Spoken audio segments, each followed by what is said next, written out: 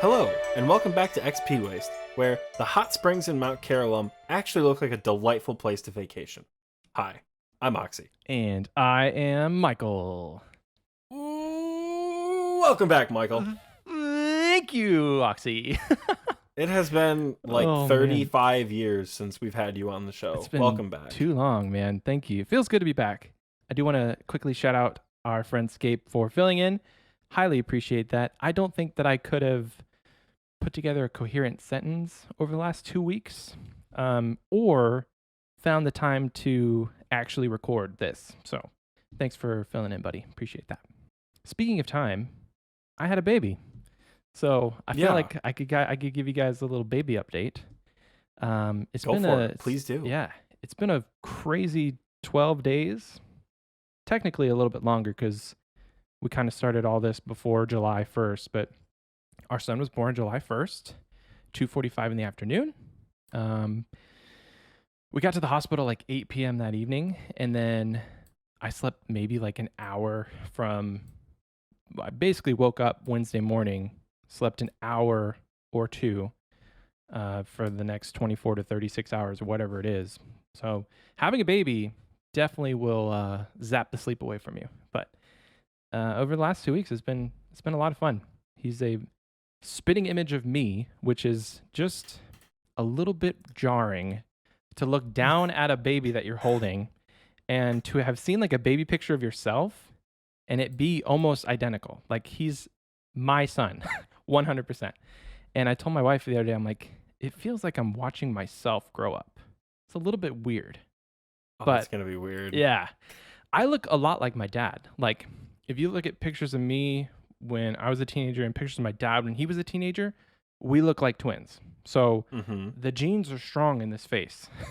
So it's no wonder that he looks like me. I think he's going to have my face with my wife's eyes, my wife's olive skin tone, and her dark brown hair. So, I mean, that's what he has now. So I'm just going off of that. But baby's appearance can change. It's not uncommon.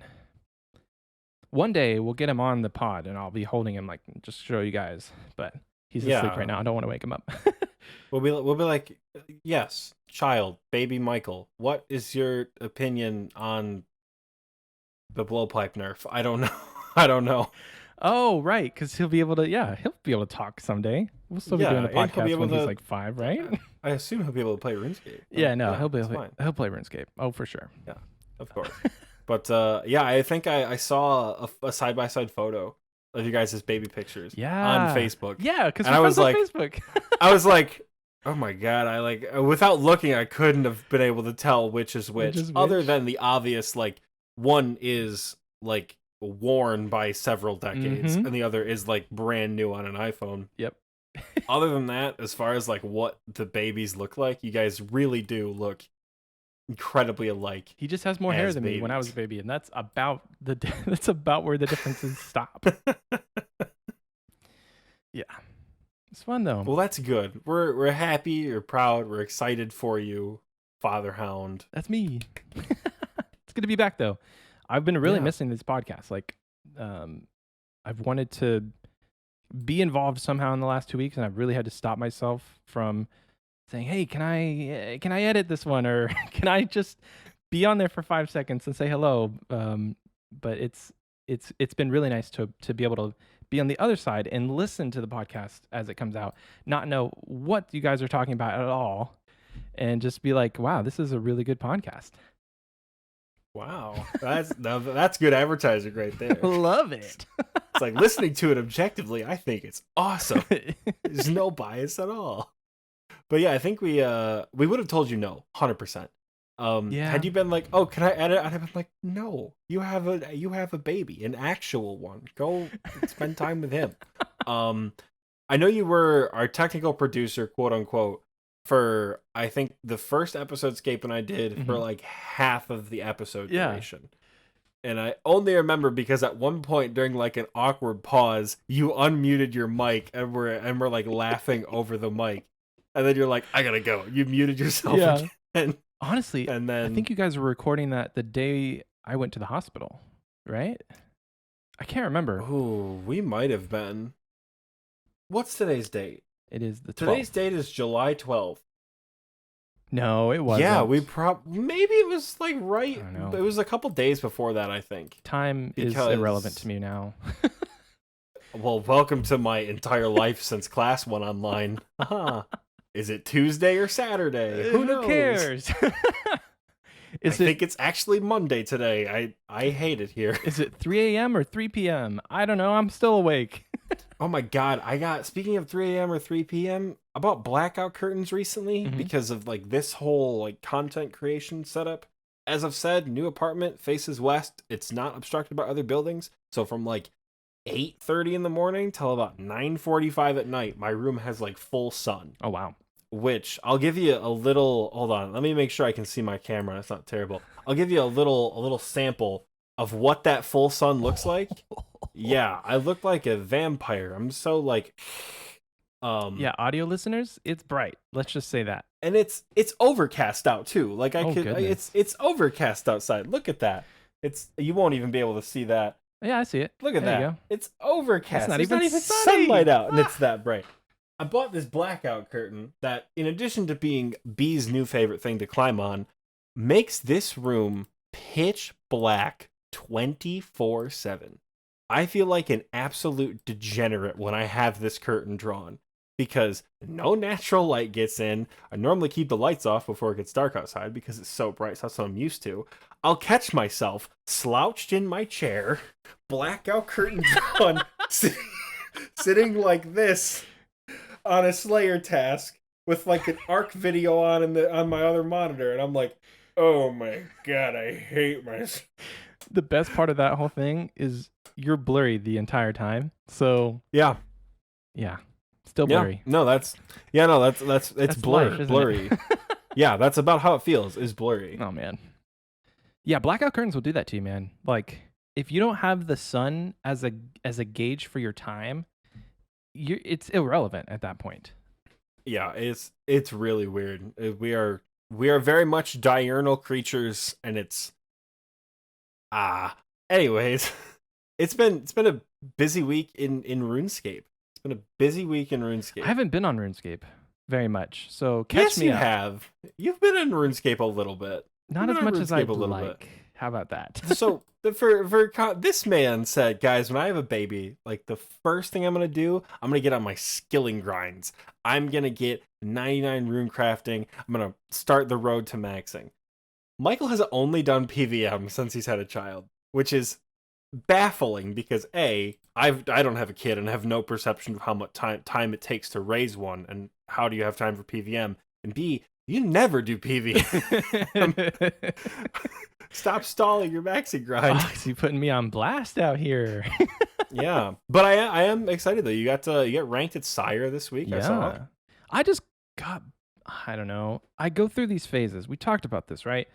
RuneScape burnout to avoid it. You do these different things, but I've been going through different phases over the last couple of years, and I did my skilling phase. I did my diary cape grind, and I did my maxing grind, and like I just got bored, man. I'm like, I need to go back to Slayer because I'm bored.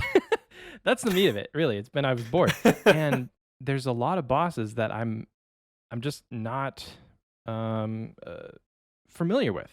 Like I'm not familiar with Cerberus. Up until yesterday, I wasn't that familiar with Sire. Very easy, by the way. Sire is pretty chill. So I unblocked my Hellhound so I can do a Cerberus task if I want to. I'm sorry to hear that. I just want to get, I want to get my feet wet a little bit more before Combat Achievements comes out in a couple weeks. Because there's bound to be some stuff on there that it's like, if I do it now or later, I don't know what I'm trying to say. I'm just like, again, I'm just bored. Bored of skilling. 30 minutes ago, folks, Michael said, Oxie, I'm nervous. I forgot how to podcast. And then cracks off the most buttery smooth transition into this week's topic without even trying. Michael, what are we talking about this week? We are talking about combat achievements. Woo! This is kind of going to be like our combat achievement wish list. So, for those of you who don't know, combat achievements come out in 2 weeks? 9 days, 2 weeks, something like that. I think the 21st is the day they said. Yeah, 2 weeks from. So Oh wait. Yeah, which looking at right now, the 21st is 9 days, which wouldn't make sense because that would mean it comes out. No, wait, I'm an idiot. Weeks aren't 10 days long. Weeks are 7 days long. So yeah, it would come out on the 21st. Hi, welcome to XP Waste, where I can't do math ever for any reason ever, and I'm in 2 psychological statistics courses right now. Woo! 7 days from 14 is 21. So yeah, 1 week from today. Day of release for this podcast, that is. Yes, 1 week from the day this podcast comes out. Combat achievements. Now, we have heard next to nothing about combat achievements since the poll blog came out in November of 2020. I mean, I'm looking at the date. I'm like, wow, this was so long ago. Yeah, it was old. I have 2 words for what happened. Blowpipe nerf. That's what happened. They thought, oh, we just got to fix this one small thing. And as we've said before, snowballed into a massive rework of an entire end of the combat triangle. Which has been awesome, because the Boa Feridhinen, the Bofa, shreds through enemies. I spent an egregious amount of money and I corrupted it. I colored it black, and I love it. Can't afford the full crystal armor yet, but from what I'm seeing, I'm really liking it. Nice. Anyways, Mod Husky, I think it was last week, Michael? Last week, maybe? He tweeted something out about the speed challenges for the combat achievements. And that kind of got us thinking about what would we like to see some of the speed challenges be? And then, more importantly, what would we like to see from combat achievements that they haven't talked about yet? So we're going to spend this week kind of, rattling off things that we want to see in combat achievements. Hopefully they make sense and are relevant to bossing content, because even though Michael and I are like god tier PVMers, had to tell Oblivion no because we were so busy with this podcast. We don't know every boss in the game as well as we might think. So if some of them don't make sense, that's just how it's going to be. Yeah. But yeah. I think I was looking at my collection log, and I think I've killed every boss at least once. I think. Mm-hmm. I may not have more than one KC, but I can at least say I've done it once, I think. I'd have to go back and look, audit myself on that statement, but I know you've killed every boss at least once. Not every boss. Let me pull up the trophy thing in Runelight here real quick. I haven't killed Hydra because I don't have 95 Slayer. I've never done a CM. I've never done a hard mode Tob. I can't kill Phazani, and I've never done the Inferno. Also, I've never killed a Mimic, because the one Mimic I got when I was like 69 range. And I went in there with like ancient magic, because I think the meta for the Mimic is you bring in a blowpipe. Mm-hmm. You like entangle it and you bring in a blowpipe and you just shred through it in like 30 seconds. Mm-hmm. I didn't have that, and I lost all 6 rolls on my master on my master casket. The first master I was ever able to complete, got a Mimic. Oh no. And then failed the Mimic because I was bad at PVM. So I'll give you the benefit of the doubt. You've done chambers, so CMs are just an obvious. You're familiar. You've done TOB, so hard mode, meh. And then what was the other ones? Hard mode, meh. I'm saying you've done TOB, so you just have to learn new mechanics to do hard mode. Yeah. You've done the Nightmare, so you're capable of Phazani's. I'm gonna sell yourself short, man. Again, the only other one is I haven't done. So I would say you don't know how to do the Inferno. I don't know how to do the Inferno. Although I did make it to wave 12 in a fedora the other day on stream. And I'm so excited about that. So to get off on a tangent within the first 30 seconds of the topic. Yep. Classic. I sent an Inferno after failing numerous Phazani's Nightmare. Went in like meme gear because I was like, whatever, I'm going to die anyway. The blobs are going to kill me. I don't know how to flick them. I made it all the way to wave 12 just because somebody told me that like the timing of the blobs is like read 2 ticks, pray 2 ticks, read, something like that. And I was like, oh my god, I was able to survive the first blob wave. And then I just made it even further. And it was a meleeer that killed me. So I was like, holy shit, I could do the Inferno. On top of that, waves. Exactly. On top of that, we got the Bofa, and we got 99 range this week. Hell yeah. And we are so close to 99 mage. We're, I think, 15k away from 98. So we'll probably have 99 mage by the end of the week. And then we'll be missing only defense and prayer before we start the Inferno. Okay. And 200 mil for Kodai Wand and Crystal Armor, but that's not as important. Right. Do you get a lucky drop at Fazani's? You're set, man. Yeah, I'm excited for the Inferno now. I was actually terrified because I didn't think I would be able to get past even the first little bit of it, but getting past that first little bit of it has been a lot of fun. That's my first point for combat achievements. Please, for the love of God, do not put the Inferno on anything below Master tier. Yeah. I would like to keep it only in the Grandmaster tier, but yeah. That's selfish of me, and I figure getting an Infernal Cape will be a Master tier challenge. I know the speedrun challenges are going to be Grandmaster, but if it's like an elite challenge to like get an Infernal Cape or like make it to wave 50 or triple Jads or something like that, or if it's a challenge like, because I know the multi-Jad has speedrun times, according to Mod Husky. So as long as multi-Jad isn't on the elite for 3+ Jad, we'll be fine. We'll be able to do elite tier. I'll be able to do elite tier, which is all I want, because I want the Jad Slayer helm. Oh. The whole reason why I've been passionate about combat achievements for so long is because I want the untradeable cosmetic that comes along with them. But that's my first request. Keep Zuck at Master tier and above, please. Yes. Well, they did say, I was reading in the poll blog, they said that like these things will be harder than the Inferno. Like Grandmaster stuff should be harder than the Inferno.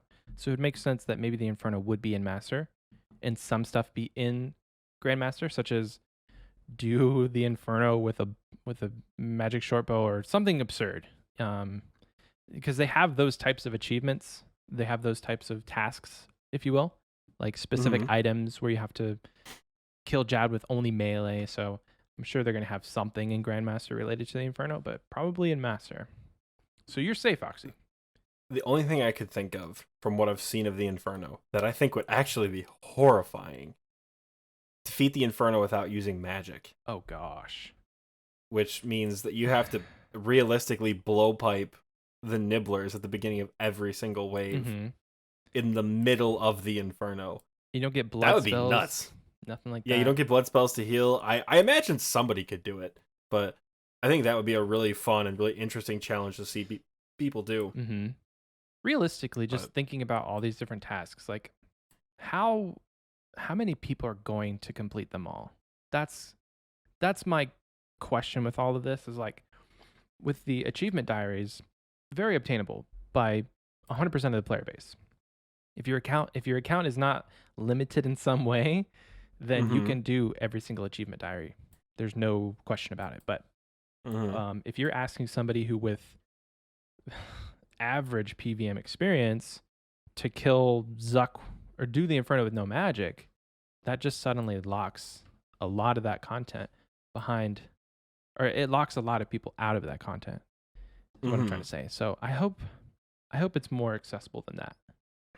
At least like Master and below. Grandmaster, yeah, I can see, agree. because when you're thinking Grandmaster, that's like 10,000 hours of chess. Like you're a Grandmaster chess player. It's not anything to take lightly.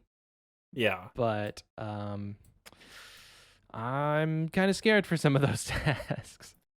I'm thinking they're going to be fun, and I agree. I think the Grandmaster is going to lock a lot of people out of the content from what they have described about Grandmaster. You know, there's a little blurb here in the original blog that says max combat stats, every requirement for easy through to master, experience with all PVM, and it's the hardest content and making it more difficult.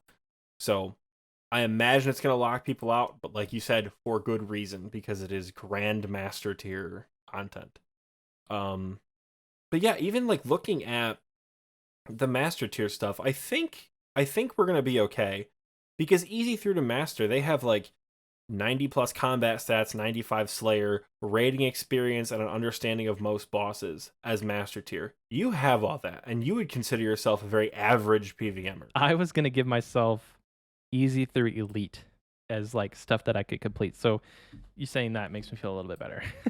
Yeah. I mean, I don't know what the Master tiers are going to be, Like, I know some of the speedrun times are just ridiculous. Yeah. Like, I don't know if it's the master or the grandmaster speedrun time for the normal gauntlet is like sub 4 minutes or something like that.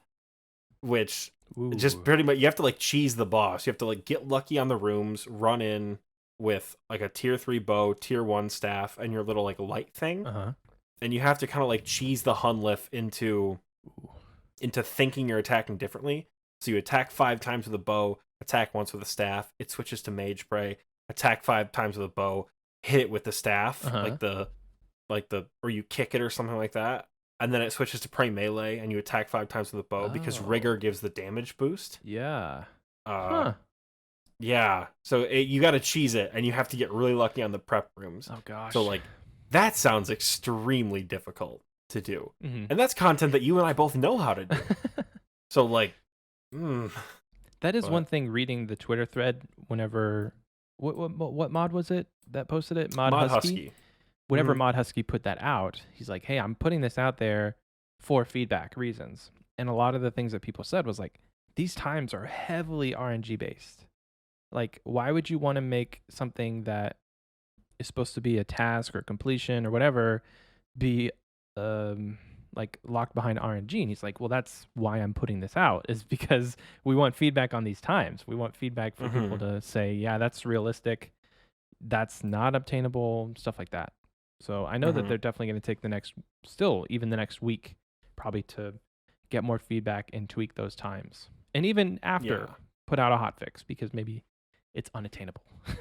Yeah, and I'm sure, like, so with all speedrun based times, which we keep talking about speedruns because, again, that's the relevant content. That is what we have heard most recently is the speedrun times. So we haven't yet touched on any of the other types of combat achievements.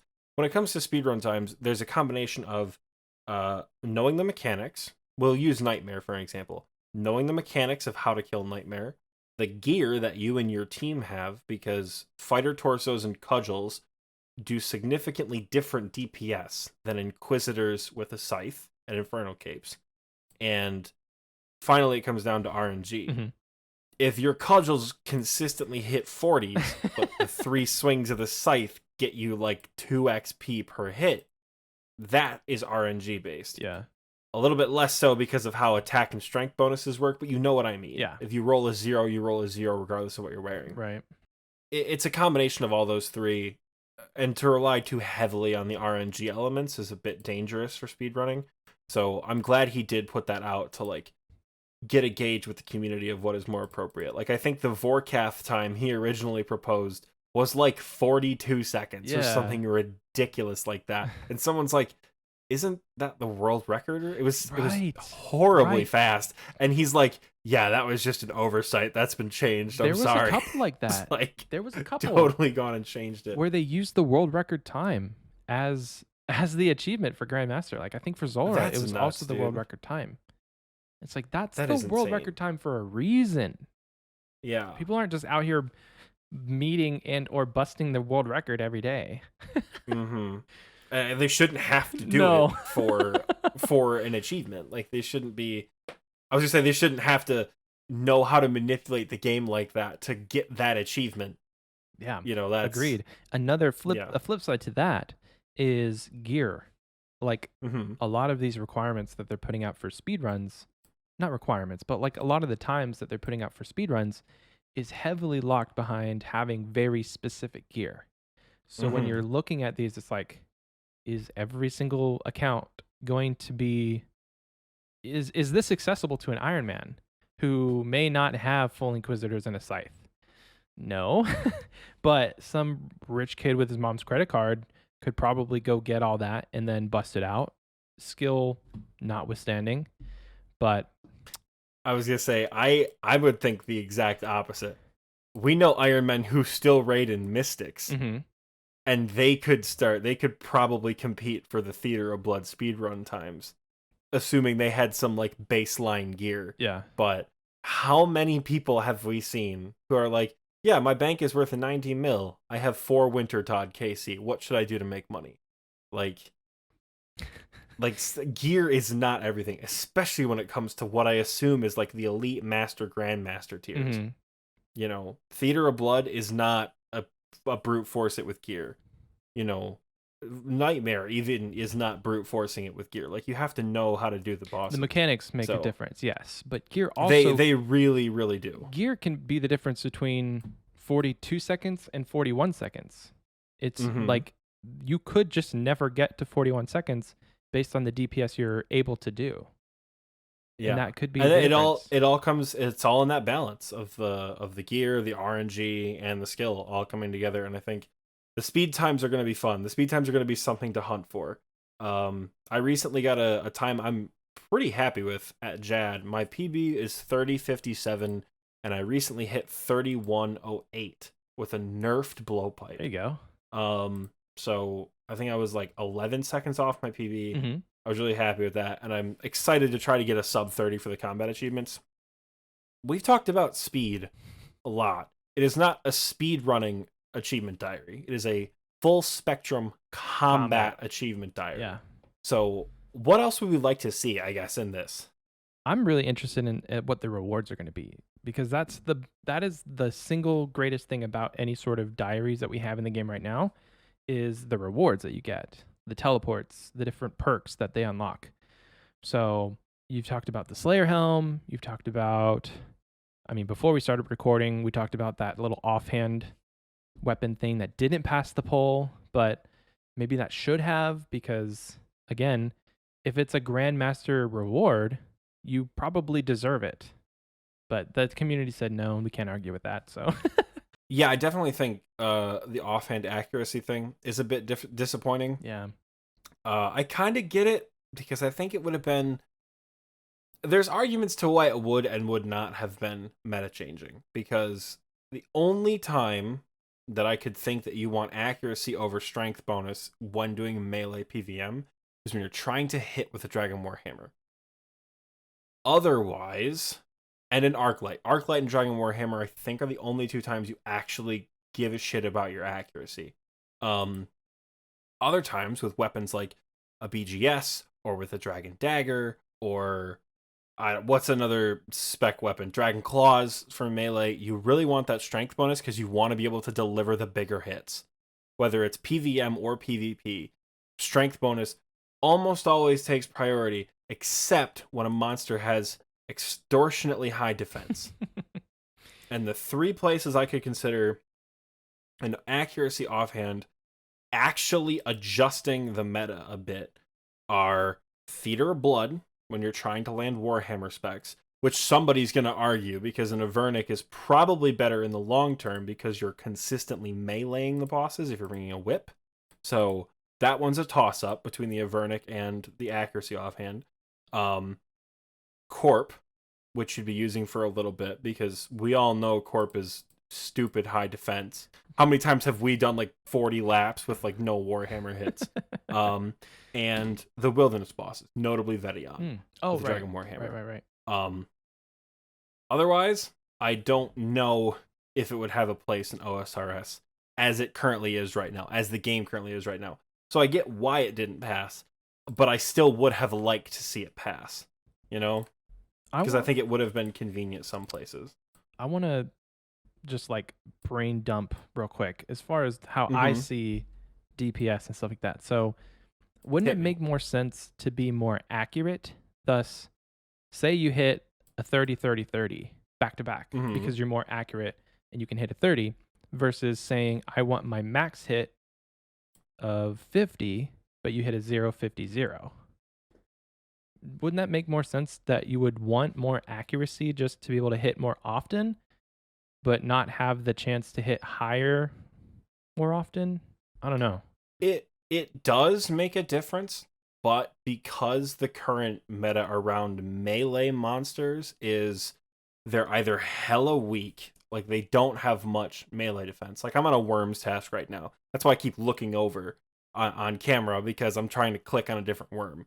I have a Dragonheart Lance. Their defense is a joke. Like, I don't need an accuracy offhand. I want to kill them faster. And then when you have a monster with high defense, like a Soda Stag or a Zarpus or something like that, you lower their defense first.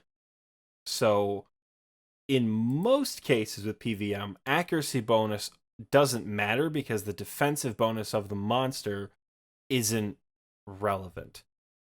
the places it is relevant. The places, yeah, it is relevant.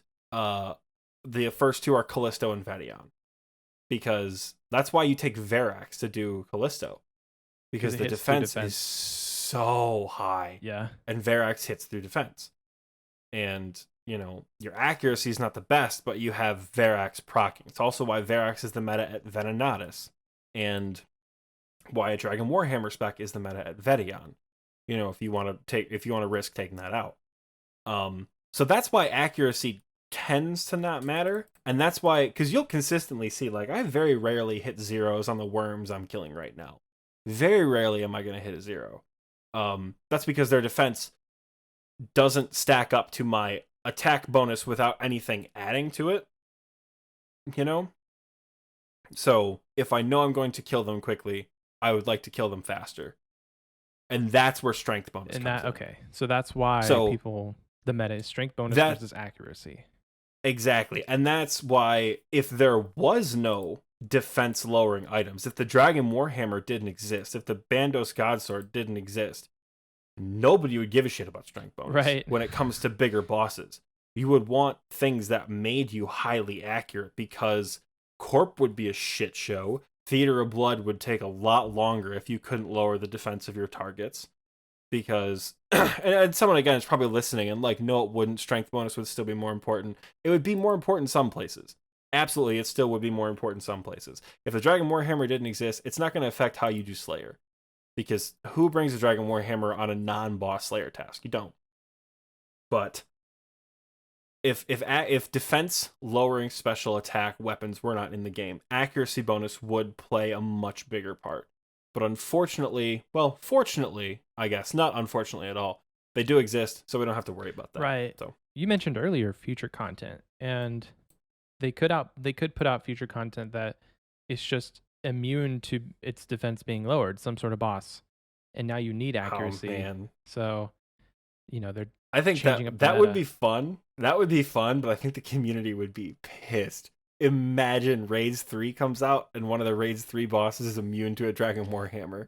I think that would be cool. Oh my god, they'd be pissed. I don't know. I think it would make it it would shift up the meta of how, this game's content is released. Because people like mechanics are predictable. Sorry, but they're predictable in most cases. A lot of people can go do content day one and do it fairly easily. I mean, hard mode Tob and Tob was a different story.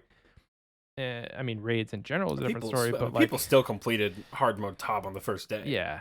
So we couldn't complete hard mode Tob. We didn't even attempt hard mode Tob. We still haven't attempted hard mode Tob. Right. But didn't people completed it the first day? Didn't Raids 1, like the first team that ever do it, didn't it take them like 6 to 8 hours?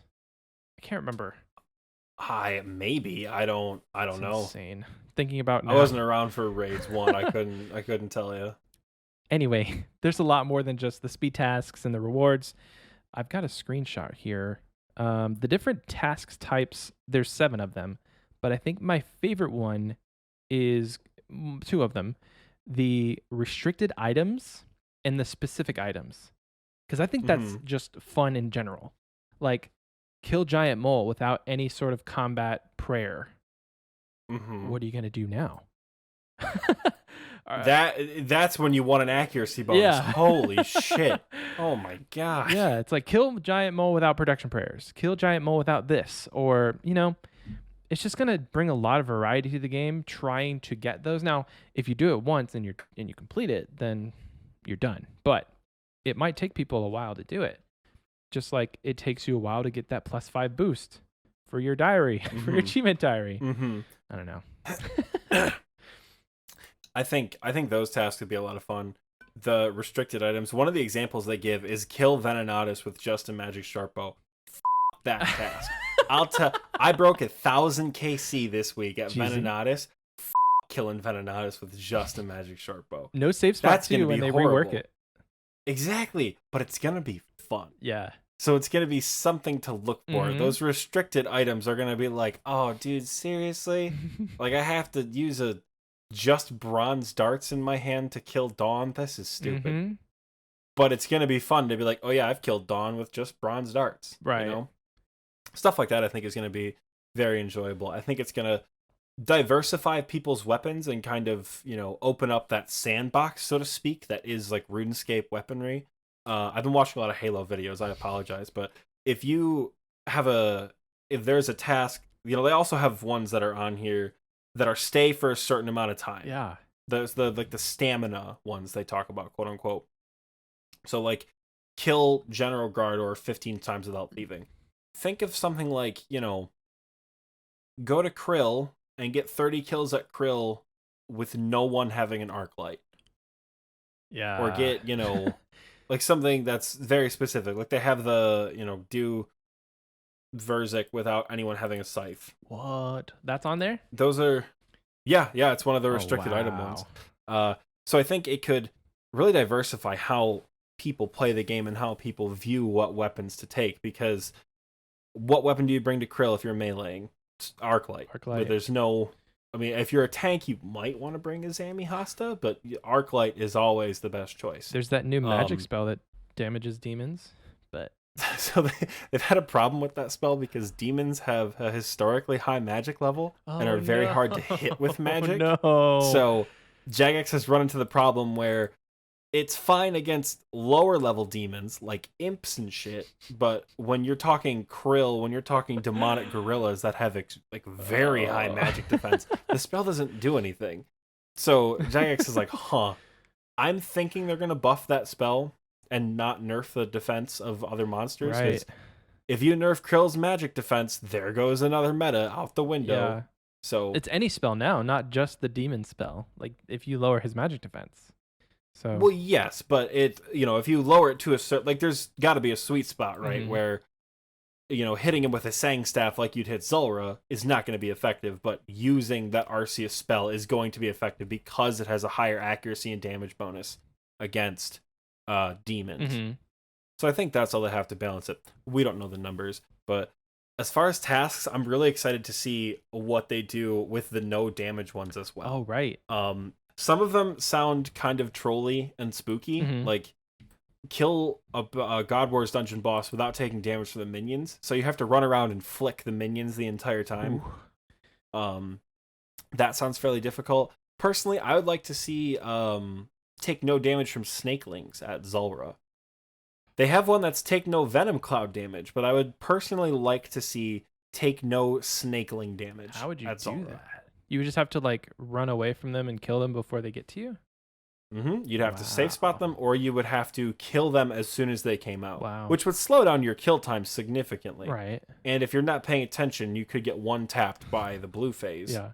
But I think it would be really fun, because that is micromanaging at its best at Zulrah. If you can kill every snakeling as it spawns without taking a single point of damage, it's also RNG based. It's also dependent on your gear.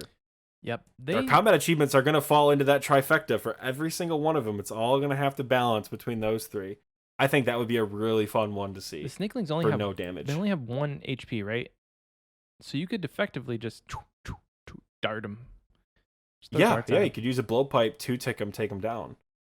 But it's a matter of, can you do it without taking damage? Because they have a ranged attack. Their attack is a typeless range attack. Yeah. Oh, I always thought you pre magic against it. Nope, it's typeless. That's why prayers don't work against the snakelings. But also why they can hit you for like a 17 out of nowhere. They're so small yet so powerful. Oh my god, dude, a no damage fight cave run. Now that would be pretty interesting. Possible, but interesting. Oh, definitely possible. Definitely possible. Yeah, because you kind of already can safe spot a lot of them if you're praying correctly. Wait, don't some of them hit through prayer? Nope, none of them hit through prayer. Okay. The problem is there are monsters in there that like not counter each other. You can't pray against both types. Like when the major and the ranger on the field, you pretty much have to pray against the major. You can't flick, can you? Get them on tick? I don't know. I mean, I suppose you could. You have to, but off-ticking in the fight caves is not something you do. You off-tick in the Inferno, but you don't off-tick in the fight caves. It would be interesting to see people try to do that. And then it would also kind of force people, because the way the fight caves works is all the monsters are set on a certain spawn rotation, and you can track where each monster is going to spawn based on one of like 15 different rotations that pops up at the immediate start of the event. I don't think off-ticking in the fight Ks is going to become the new meta, but I do think it could be fun to have people learn the spawns and kill the monsters fast enough so that they don't take damage when they come out.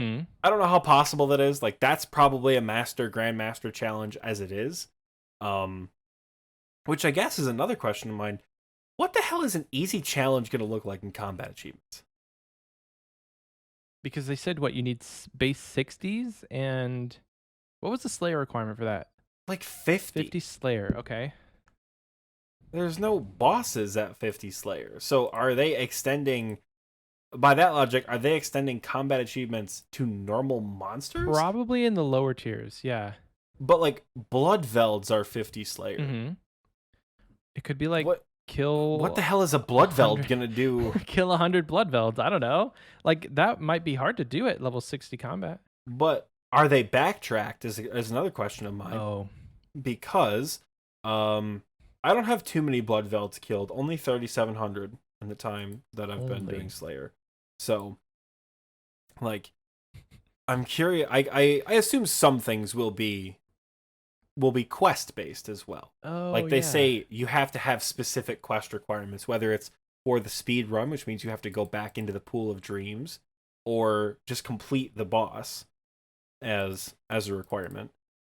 But you're right, I would be interested if normal NPCs are included. I think they are. Does that open up like demonic gorillas or brutal black dragons, or like what is considered a difficult monster to kill? And even then, how do you have an achievement for it? Right. Well, you got to think, like, combat isn't just locked. Like, it isn't just referring to bossing. PVM is player versus monster, so there's tons of monsters in the game. So it only makes sense that it's like, oh, complete 100 Slayer tasks or something.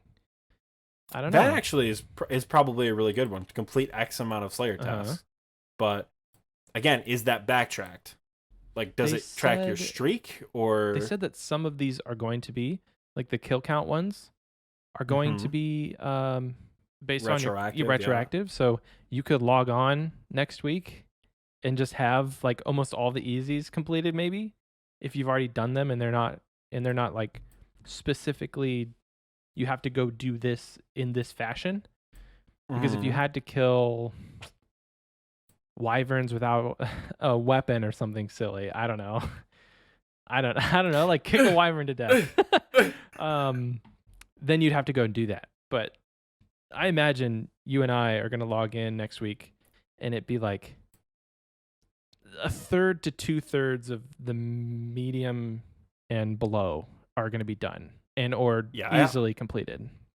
I highly anticipate being almost entirely done with the easy and mediums by the time these come out. Maybe, like the day of release, I'll probably have those first. Maybe even the done. hard. The hard will be interesting because the hard calls for Dragon Slayer 2, which I know Galvek is a speed challenge time. So right. In addition to Galvek and Dragon Slayer 2 also opens up Vorkath. Yeah. And there's a lot of like 85 Slayer is also Abyssal Sire. That's true. So there's a lot of things that kind of busts open at the hard tier. Yeah. They're like, now you can make the achievements like actually difficult, you know? But I would like to see, for like easy and medium, like a really fun medium challenge would be like kill the Barrows Brothers with no prayer. Ooh. That would be fun. That would be so stressful. That'd be hard. That'd be going in and killing going in and killing Darok with no prayer. Dude, that would be so stressful and so much fun. You would have to kite them around the room. Oh yeah. Hardcore Iron Man's nightmare. No. But it's not. But it'd be so much fun. Oxie. And then you know what I just thought of? Last week, your unpopular opinion was you don't think that Hardcore Iron Man is interesting. Well, now there's a whole new subcategory coming of combat achievement Hardcore Iron Man.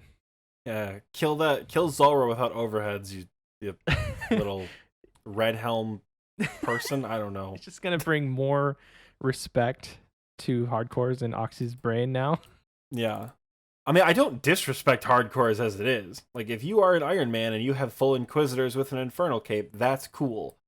I don't care that you did it without dying, though, is my point. I argue that Infernal Capes are not that like, ooh, on a hardcore, because it's a safe death.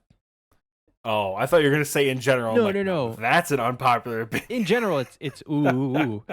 But like every hardcore streamer now has an Infernal Cape, because that's what they go for, that because it's a safe death. And like Cox achievements are not that impressive to me. Like, you have a twisted bow in hardcore. Oh, cool. Safe death. Unpopular opinions round 2, guys. I wasn't here for this one. Yeah, Michael had to give his 2 cents. He also, that's another reason why Scape isn't on the show this week, because after he slandered Slayer music, Michael executed him. IRL. Scape's gone, guys. He's no longer in the horrible thing to watch, really. He got his reckoning.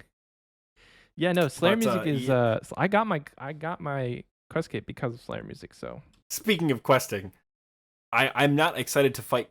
Actually, no, I am excited to fight Gluff again, because the last time I fought Gluff, I went in like black d'hide and a crystal bow on stream, having no idea what the hell was happening.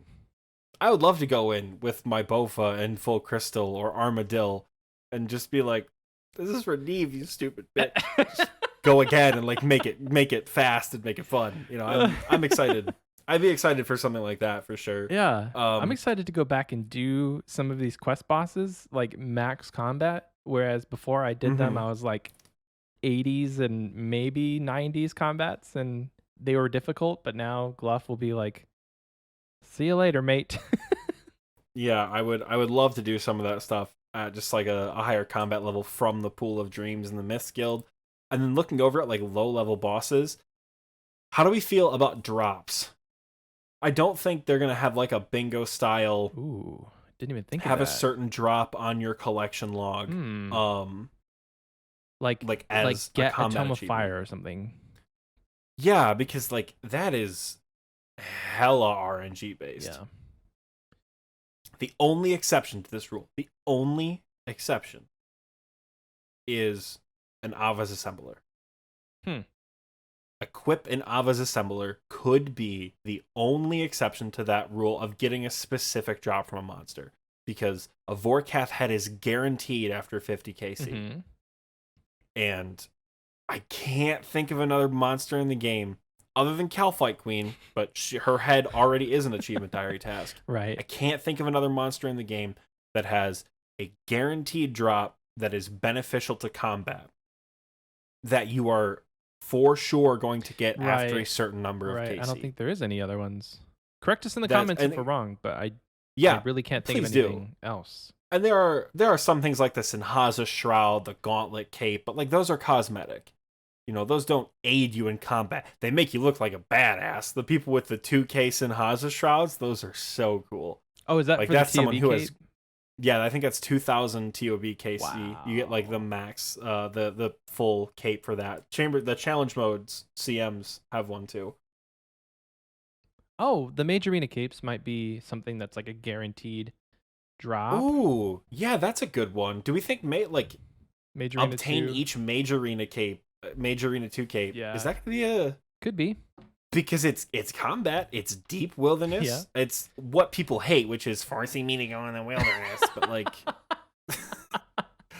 you know, it's possible. I think that would actually make for a really good, like, honestly, that's probably a really good hard task, honestly, because it's like you need 75 mage for that, so it's between the 70 and 80 combat stat. But... Yeah. There's a lot of possibilities with this, and it's definitely something exciting to actually come into the game, because this is going to help stimulate the economy a little bit. Again, it's going to put more stuff into the economy maybe, but it's definitely going to stimulate to where if somebody, what if you've maxed out your combat stats and you sold off all of your combat gear because now you're on the maxing grind? Well, combat achievement comes out and you want to buy it all back. So there's going to be some people, I think, that may have not had tacits and a BCP, but now they do. Quest items? Okay, but what kinds of quest items? I don't remember. You don't remember any quest items that could be used in combat achievements? Oh my god! I have a Wolfbane in my bank. Use Wolfbane to kill I don't know. The things, who's the getting werewolves. killed with melee. Kill Hydra with Wolfbane. It, why not? Like just that's what we need, Oxie. A wolf it's boss. open to really fun, broad combat that nobody would have ever bothered to use.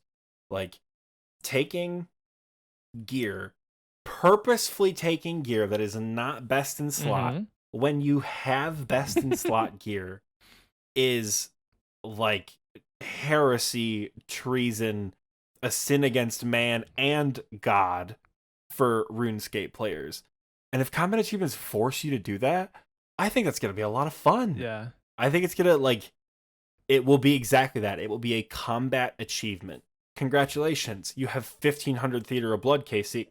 I killed Verzik with a blessed axe from Animal Magnetism. So who's the better Tauber? I don't know. I remember what we were talking about. Gear. What were we talking about? Talking about people like buying gear specifically for economy going back up, item prices going up. Yeah, we lost that train of thought a minute ago. You'll probably see that on TikTok, not on this episode. But I would like to think, like, ideally, right, that there's some content that is not incredibly difficult, but difficult enough that it takes people away from some of the bosses that just shit out money for a little bit. Like the grotesque guardians. Yeah, kill giant mole with the Gatter hammer from the Marie quest line. And people are there for like 40 minutes and it takes away from them doing Theater of Blood. So ideally there are really stupid achievements that kind of slow the input of items into the game and help the economy a little bit. Like ham joints. I know it's not for long Fazanis. But that's specific. That has a use though. I know, but like because price of ham joint just went skyrocketed because of Fazanis. Because ham joints, because it's like a 2 or 3 tick weapon. You can kill the sleepwalkers really quickly with them. Yeah. Who would have thought? Somebody would have thought. I mean, people have been taking ham joints and swift blades for Nilokas, but not us. What's a Niloka? I don't know. I'm just kidding. I'm very excited to see where combat achievements goes. I'm looking at my gear tab right now. Not because I'm admiring my gear. I'm just thinking about all like the really fun possibilities that could happen. Oh, another untradeable drop, the Dragon Defender. Yeah. Is that going to be a combat achievement? Oh, probably. Like obtain a Dragon Defender? Obtain a Dragon Defender. Now, is that going to be retroactive in the sense that if it's on my collection log, will you be able to give me the achievement for it? I would imagine. Or are we going to see a bunch of like max level, max gear billionaires at Cyclopses? Oh my god, the attack cape could finally have a use. The attack cape. Oh my god, what if the attack cape is no longer dead combat? What if it's like content? What if it's like get 10 Dragon Defenders for no reason? Then that's stupid. 1 is enough. It can't be 10. Oh my god. But then the attack cape is actually useful because then you don't have to. I think the attack cape would be useful. If you told anyone right now who has 99 attack has never once used the perk of the attack cape, which is to get into the Cyclops room without having to use warrior tokens. Not a single person has ever used that with 99 attack, unless you're some weird snowflake Iron Man who was like, I can't do all the content until I have the skill cape for it. And you didn't have a defender and got 99 attack for some reason. I don't understand why. Or like no currencies. I've seen him on Twitter or something like that. He might use that because warrior tokens or whatever. If you made an easy achievement to obtain a Dragon Defender in the Warriors Guild, I think that would be so fun. It would be a bunch of people hanging out, having a good time. Inferno capes, bludgeons, scythes. You'd have all sorts of like cannons. People would go in ridiculous gear. Like, just think of how fun it would be to take a Zami Hasta and an Elysian Spirit Shield, to go beat the shit out of some Cyclopses for an item you've had for 3 years. Like, that would be so much fun. I haven't done a fallow step, but don't you need an actual dragon defender for fallow? Or can you use an Avernic? They updated it because you can use an Avernic now. I don't know if that was originally an Avernic. I think that may have been like a problem. I think it may have been a dragon defender and an Avernic didn't work at first. Maybe, but I'm not sure. See, I haven't done a single fallow step. 1 master clue completed, by the way. Oh, right. I was like, how have you never done a fallow step? Or fallow step, however you pronounce his name. Filialo. You're literally Bloodhound, that's why. Yep, I'm master clue locked. Speaking of spooned pets. Oh, can we talk totally about this, irrelevant please? to what we're talking about. Please. I guess we can. I'm happy about it, but I'm also a little salty about it. Don't be salty. Take yourself out of the bingo and realize what pet you just got. Anyways, we were in a bingo and we needed a nightmare unique to give us a huge point boost and like break the brick wall that we've been locked behind. There was only one unique on Nightmare's drop table that didn't count, and it was the pet. And I got the nightmare unique I got the nightmare pet on 43 KC. So now I have to learn Vazani's and get the metamorphosis. Yeah, and be spooned on that as well. Watch me go 4,000 kills dry for Dude, that. Dude, you say Zach. That. You literally say that on everything. But you have a 4KC Jad pet.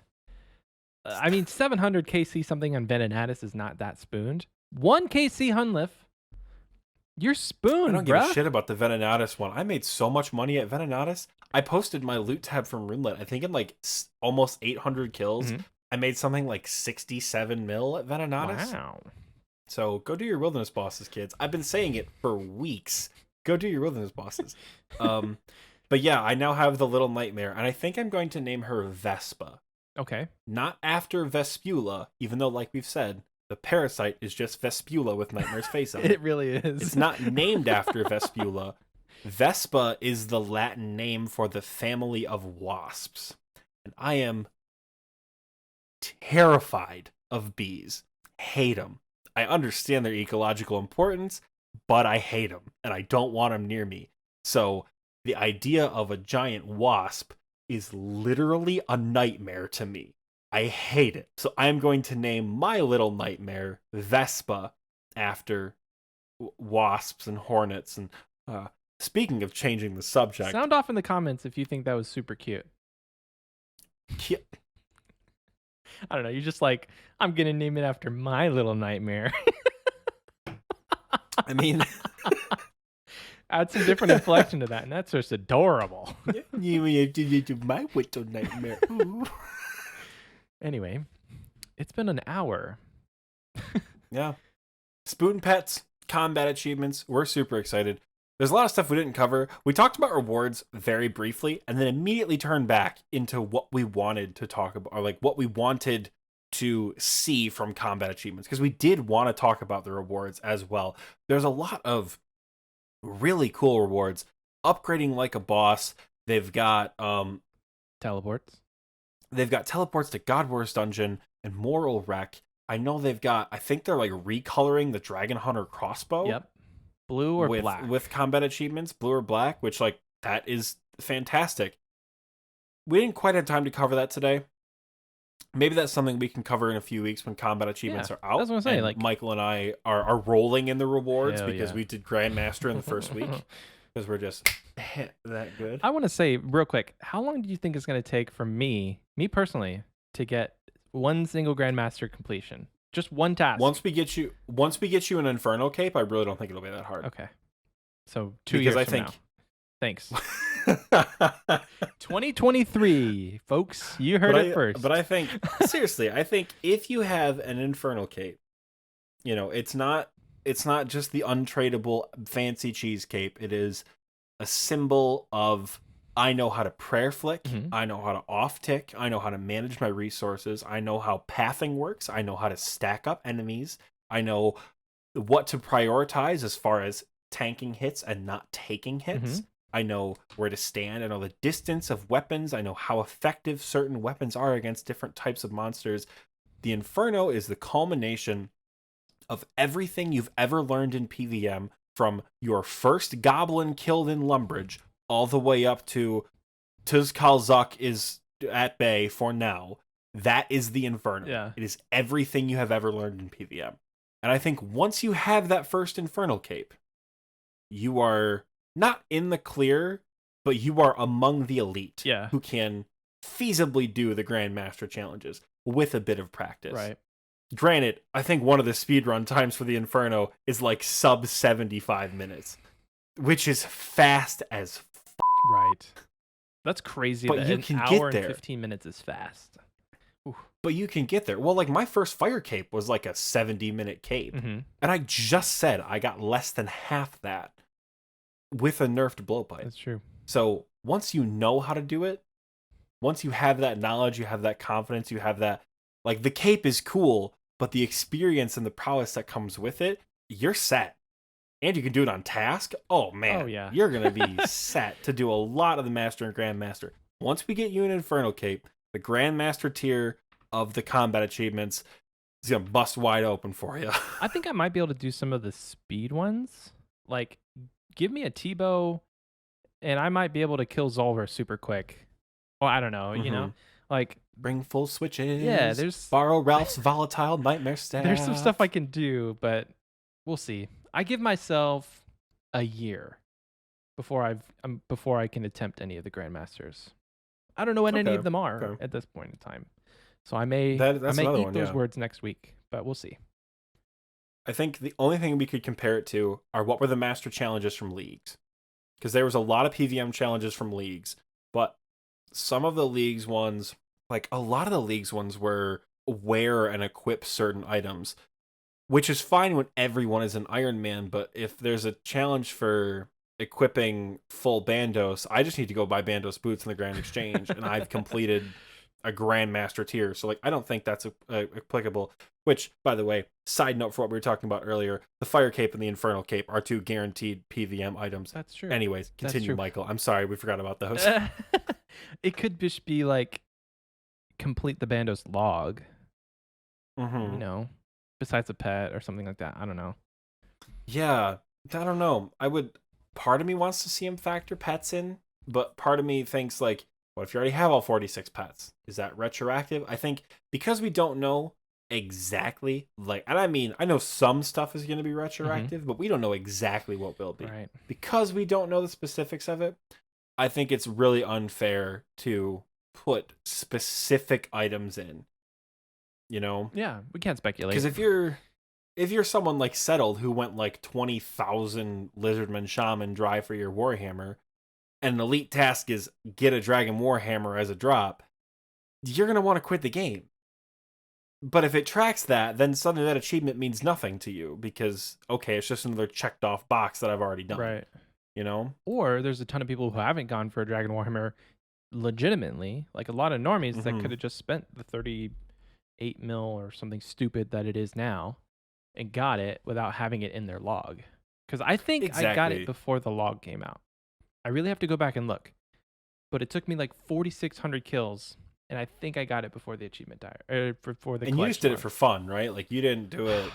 I did it because back then it was like 80 mil, and I wanted to get 80 mil, but I ended up spending... That sounds pretty fun. I ended up spending way too much time and burning out, and then by the time I got it, I was like, wow, I spent like 80 mil in supplies. No, I didn't, but it didn't feel like an accomplishment. The only argument I can give to having pets on the combat achievement is pet metamorphosis drops. So, I think it's like Sanguine Dust, Metamorphic Dust, the Tuzrek whoever's 6 Jad challenge, and the Egg Sack. I think are the only items that cause you to metamorphosize a pet. So those could be on there. Yeah, I mean, the acorn from the sepulcher is not combat related. And it's not a combat pet. It's a skilling pet. Yeah. Which we didn't even touch on, like, where do Hespori and Wintertod and Mimic and things like that fit in? Not Hespori. I don't know if Hespori is, but Wintertod and Temporos are both on the speed run things, I think. Wintertod doesn't even time you, are they? Then maybe it may be Temporos. Oh, you know what it was? Mud Husky mentioned that, and he said everyone thought Temporos was oddly placed in the speedrun time because Temporos is not technically combat.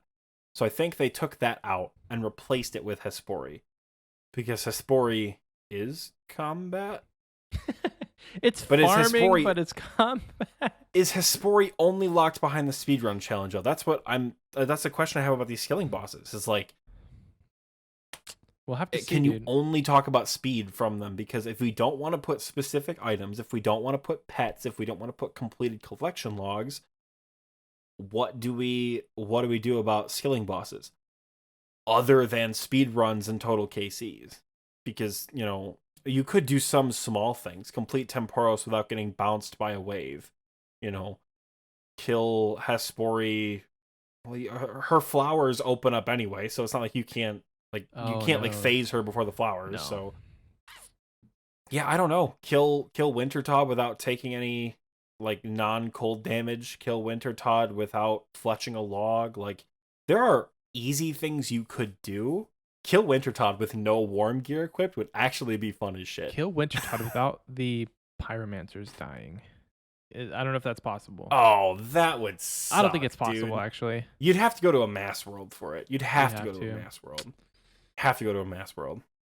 We could ramble on. Or so many more people would just start healing Wintertodd. But yeah, we could ramble on for much, much longer about this. And it's all speculative at this point.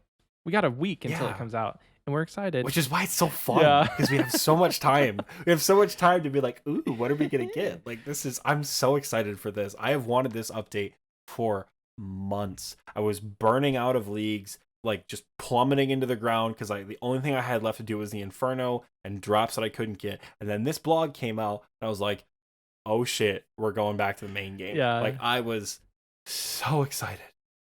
And it's been 84 years, but it's finally coming out. So this has been such a fun main title subject for me. I've loved this. I don't know if you could tell, but I've had so much fun talking about this. Oxie is having more fun than he did on the Quest episode. Damn near, yeah. If you haven't heard Quests it, go back and listen to it. Oxie loves Quest. Yeah. That's the title. Oh, yeah. God, look at you. Oh my God. I was going to say you're plugging the old episodes. You're back. Go ahead and send us out to the transition. All right, y'all. We could talk more about Bofa, these things, but we'll save it for after the commercial break. I am sad that our community, you've talked about it many times. You're happy that the community rallies around Bofa. I just think it's silly. Just call it the Bo Ferdinand. Anyway. We'll see you guys in a little bit. Enjoy this commercial break.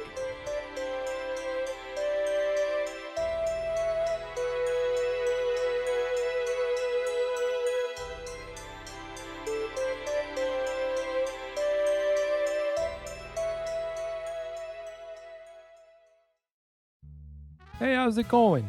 Name's Tony. Some people call me Fat Tony. I don't really know how I feel about that. But welcome to my pizza shop. This is Tony's Pizza Bases, located out here in the wilderness. I don't know how to feel about that, but it's kind of the hand you're dealt, you know? I can hear you asking me right now, Fat Tony, why are you out in the wilderness? Why are you out there? Well, I'm fleeing for my life, you know? I had to flee Misthalin. There's this nasty rumor about me that I poisoned old King Rold. There's no basis for that.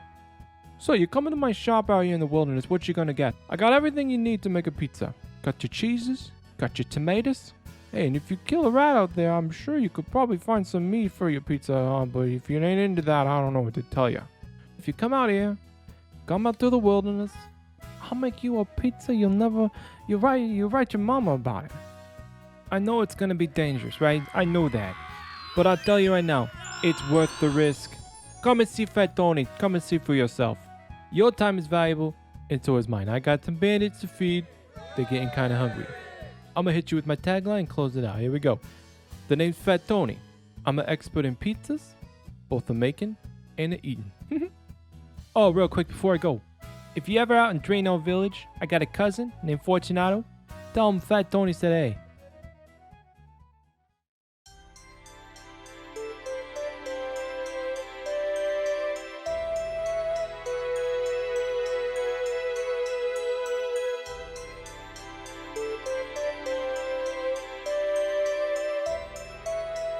Hello, everyone. Welcome back. I sure hope you enjoyed that commercial because... I know I sure did. Hey! He's back and that stupid thing never left. I do. What a commercial that was. I do so appreciate listening to the podcast, and every time you're like, Michael, I'm doing it for you.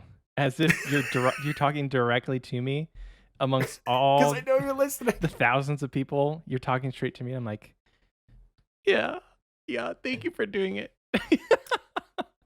Yeah. I wasn't even talking to you while you were editing. I think Skate made a comment last week about like Michael's gonna have a hoot editing this one. I edited last week's episode. So I can't even give you little like blurbs and like in pauses, because as we've said, to get us to consistently talk for an hour, the things you hear on Spotify, heavily edited. Yep. The raw Discord conversations are like 2 hours long that Michael and I have. But we have to stop all the time. Yep. So yeah, if you guys could only hear the entire conversation, it's quite fun. But you probably would think we're a bunch of idiots who should not have a podcast if it was unedited at all. They'd be like, why did they post that? That's terrible. Yeah. Like at one point earlier, my door opened and I just like my dog was sitting here panting and I'm like, you're distracting me. And so I left for like 30 seconds and that would just be Oxie talking to himself if we left that in. There are so many times. So we've had a lot of people come into our Discord from XP which again is so fun to see. The other day, I took a fan of the podcast on his first ever Barrows run at like 4:30 in the morning, and I went in like what is in the least condescending and mean way possible, full noob gear to Barrows, like black d'hide, Trident of the Seas. Like I went in what I used to go in pretty much, and I had a friggin' blast. I loved it. It was so much fun. But I hang out in VC a lot with people we've known for a while. Some nights, like this past week, I've had my ass parked at Venenatis watching YouTube videos and just not saying anything. So people will like pop in and say things, and I like won't even hear them because I'll have like YouTube open in the background because when you're sitting in a call with Darkseid and Leo for 7 straight hours, eventually you're just gonna start doing your own thing and vibing for a little while. So I feel bad if some people come into voice chat and like we're not as talkative as we are on the show in VC. That is full circle. Sometimes I was wondering where you're going with this. Yeah, sometimes it's 4 o'clock in the morning and we're just tired, but we're still awake anyway. Well, I'm awake. Michael goes to bed at a decent time, like an adult. But babies don't really. I mean, at least newborns, they don't really have a schedule. So. Oh yeah, it's great. I've seen charts of what like how sleep schedules develop. Yeah. Newborns is erratic and disgusting, and then it sort of starts to level out as they get older. Last night, we were up until like 1:30, and there's been nights where he's gone to bed and we've all gone to bed at like 10. So it's been erratic, to say the least, but I don't mind it. You should keep hanging out in the Discord voice calls then, because we got people all over the world. Somebody's always awake in TNL. That's true. That is very true. Most of the time, it's the degenerates who live in the Eastern Standard Time, but otherwise, there's always somebody. And that's an endearing term around these parts, degenerate. Oh yeah, for sure. If you've joined voice chat with me and I haven't said anything, I apologize, but.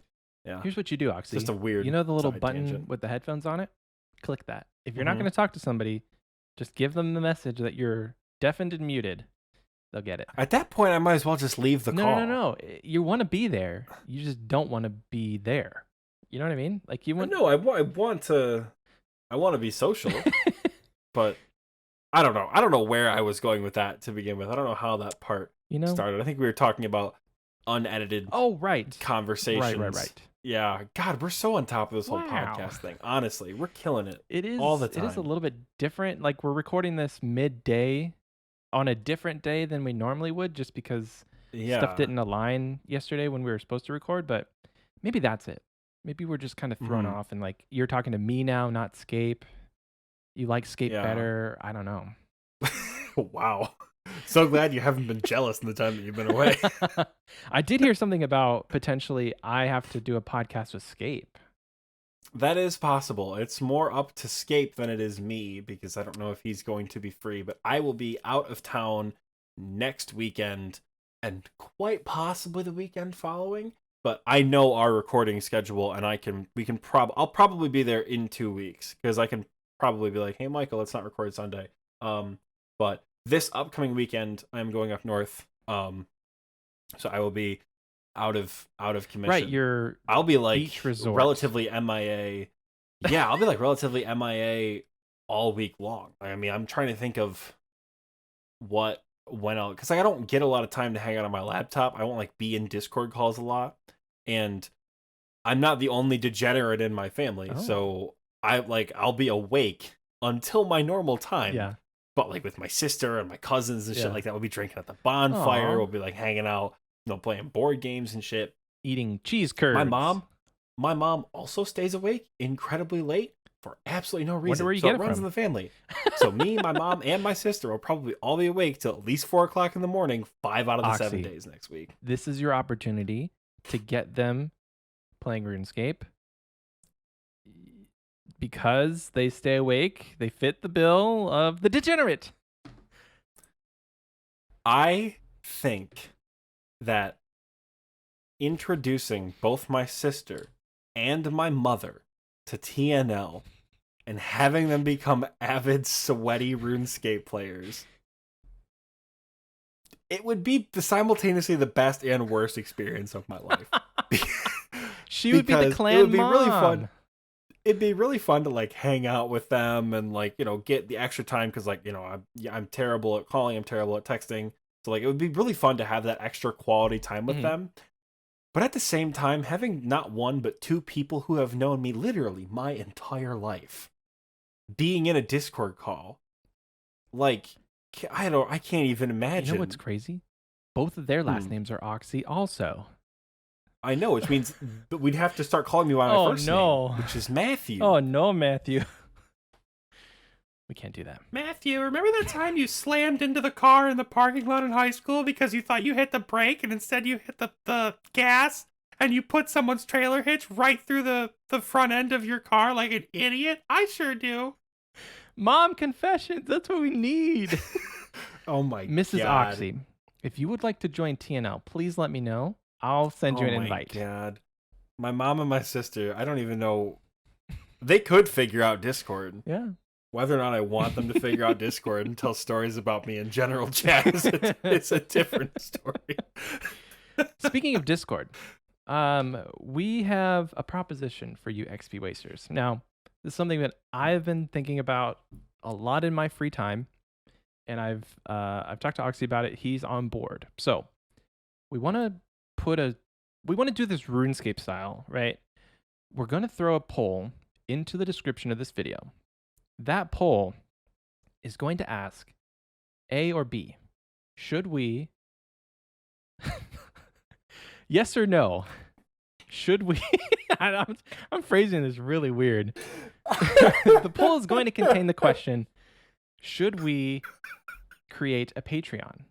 Because I think it would be something really fun to be able to like have different tiers of support. We've had a lot of people ask if we have like a Patreon or anything like that. And so we want to get your opinion. And if you say no, don't make a Patreon, we won't make a Patreon. But check the description of this episode. And then I think we're going to have it running for like 2 weeks from today. And go vote. And with a Patreon will, of course, come perks. Michael and I have talked about. Michael initially, I know because we discussed it.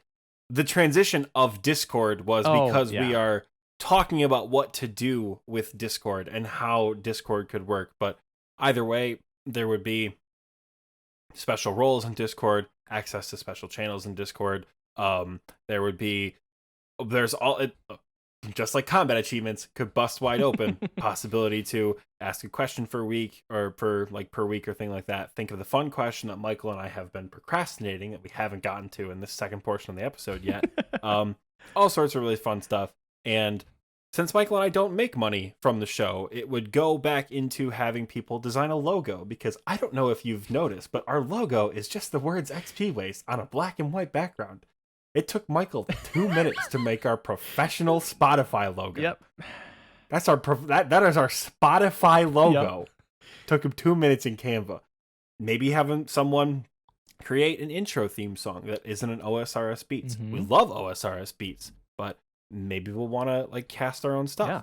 Maybe we'll have design emotes for Discord, or like merchandise to have more money to be added into, like hire an editor. Like, oh man, so the money wouldn't be just like us pocketing it, being like, we're not gonna going to buy a twisted bow with all this money. We're not gonna go buy Witchycraft plushies. No. Oh, shout out Witchycraft. Slow down. Plushies, Hold on. That would actually be awesome. That would actually be awesome. between Witchycraft plushies and Rice Bunny stickers, that's where all of your Patreon money would go. Like, look at this. Look at this butt plug sticker that I have. Look at this. Sorry, Spotify. Look at these pants. Look at these pants. Look at this crossbow. By the way. Look Not at a real butt plug. I've got look at these claws. Look at the claws. Could you see those on my cat? I could see those on my cat. Bee claws is what they would be called. Yeah. Go look up Witchycraft and Rice Bunny on Twitter, and you'll find both of their amazing stories. Not a plug, not affiliated. Not a plug. They just have really not a sponsor. Awesome stuff. But if we have a Patreon, we could buy their stuff. Yep. That probably wouldn't benefit you guys at all. That would just benefit us. But one really fun tier, like a reward for like a high tier. Like, you got to pay lots of money for this, but like, please don't pay lots of money. Maybe you could sit in on this call when we record the podcast, but just not say anything. Then you would get the full experience. No, dude, if you're gonna pay that much, have them give their input, but have us be deafened to them, and then we get the recording while we are editing it. Or if we've hired an editor, have them put it out. So while we're recording an episode, we can't hear. the people at the Zenite tier or whatever stupid amount, please don't pay us that much money. That'd be really awkward. Can just like peanut gallery their thoughts on whatever we're saying throughout the entire. It's like when you watch a movie. Absolutely no knowledge. It's like when you watch a movie and the director does commentary. It's like, oh, that was funny. Director's commentary on the episode. Zenite tier commentary. Anyway, that's the kind of stuff we're thinking about. So if that would interest you, and it would be something that you would get behind, go vote in the poll. Literally, I'm thinking like $1 a month, you have access to the Discord. It's not going to be anything crazy. So I don't think you can do it less than $1, or I would make it less than $1. 50 cents a month. Quite frankly, I would too. Accepting monetary payment for playing and talking about a medieval video game feels a bit weird, but I've been doing it on Twitch, so I'm kind of used to it. Either way, please go vote in the poll. It'll be the link is in the description down below. It will also be on Twitter, Instagram, any other relevant social media links. Not a Facebook though. Not a Facebook. We're not making a Facebook. See, he has been watching the episodes. All right. That's proof right there. We have droned on way too long about completely irrelevant and, dare I say, not fun topics. In the fun segment, Oxie? It is time, Michael and listeners, for the fun question. With it. Michael, do you have a fun question for us? No, you do. Yeah, I didn't think so. Anyways. Wow. This one's going to be a bit of an interesting one, and it might force you to look some stuff up on the wiki. You have a house. You've purchased a house. You now have a child. I have also theoretically purchased a house that is not an apartment, and you have all the room in the world for this house. You can add one completely full with all the best stuff room from an OSRS POH, and it would function exactly as it does in game in the real world. What room do you add to your IRL house, and why? So immediately my mind goes to the Superior Garden, because like, okay, but no, I say immediately it goes to it because that was my initial thought, but I don't want that. That would be sick, right? You'd have like just a fountain of Kool-Aid that just gives you all the benefits of, like, you would never have to work out a day in your life. I don't know. You never have to go to the doctor. Never go to the again? doctor. Like you're just healthy and full of stamina. Anyway, that would be cool. But what would really tickle me bones would be a teleport nexus room. And you just have like thank you. Your job, your mom's house, your house, and you just jump into the portal and you're there. Thank you. I was going to say there's one correct answer to this fun question, and you nailed it. Congratulations. I would also choose the Nexus room first, and we can pick other rooms because the Nexus is pretty obvious. Yeah. I would love to have a Nexus room. Up at school, I live relatively far away from my family and friends back home, and over the last several months, I've had to go home quite a bit for various reasons, both for like family things that I like need to do and family things I want to do. Because I still love my family and I want to go visit them. But I've been going home a lot. And it's like a 6 or 7 hour round trip for me to get home and back to my college. If I could have a portal nexus that I could just put my hand on and just boop, I'm right at my front door. Oh, that'd be great. That'd be great. Not having a car might suck. But no, dude, just drive your car through it. Oh, man.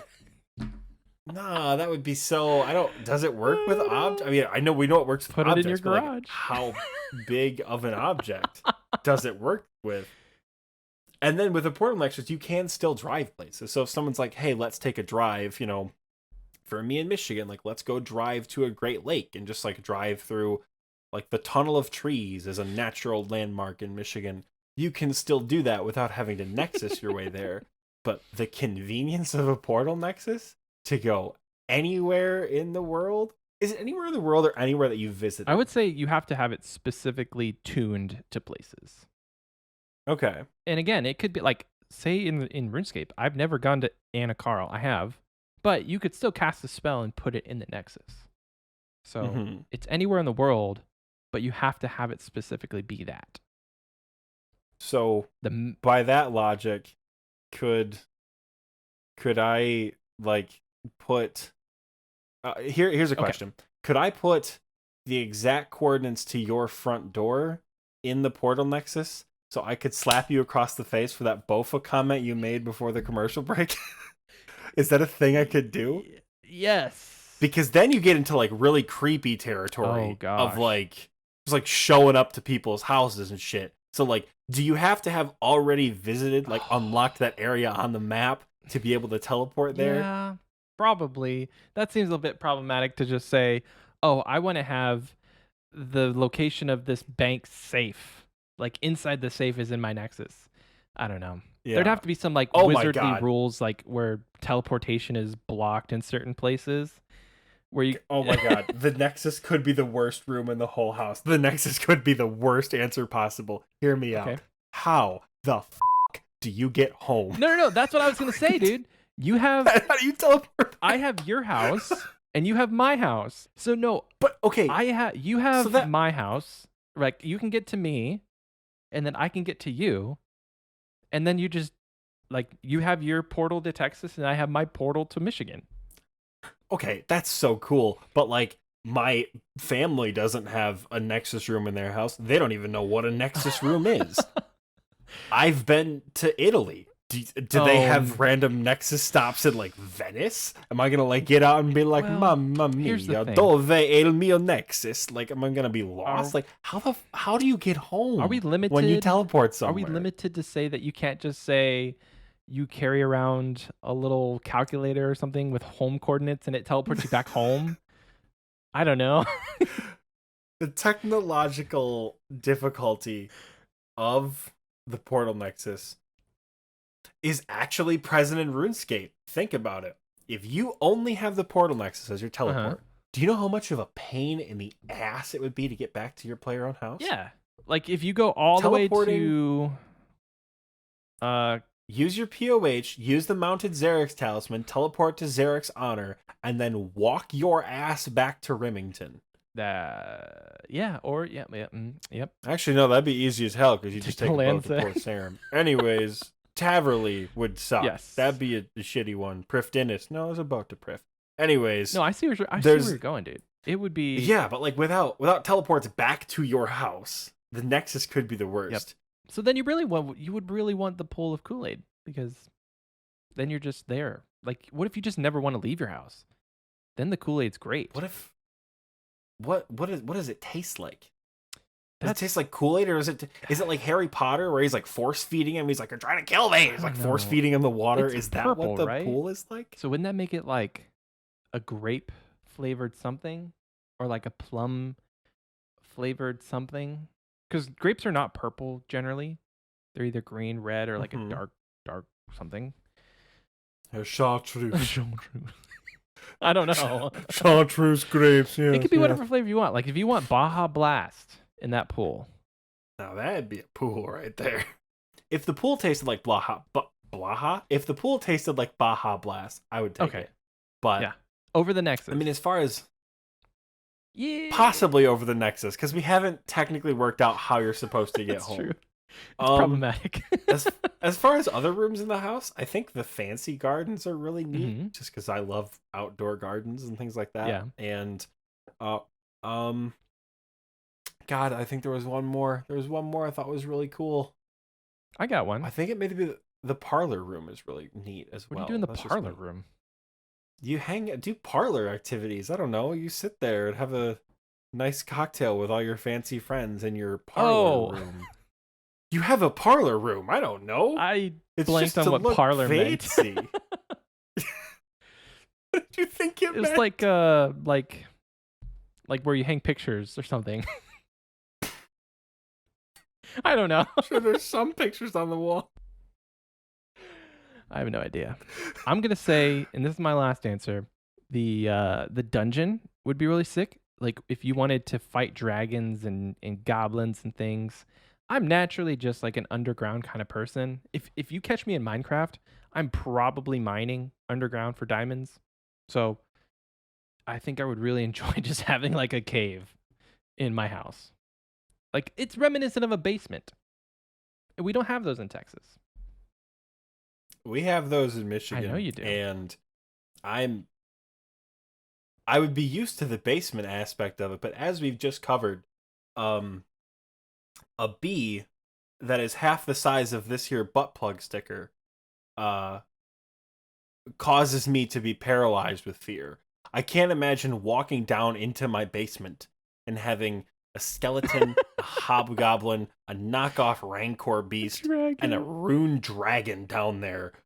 Are those my pets? Do they know me? Like, do I fight? Is it like with Bee, where I fight her and I'm like, I fight Bee all the time. It's so cute.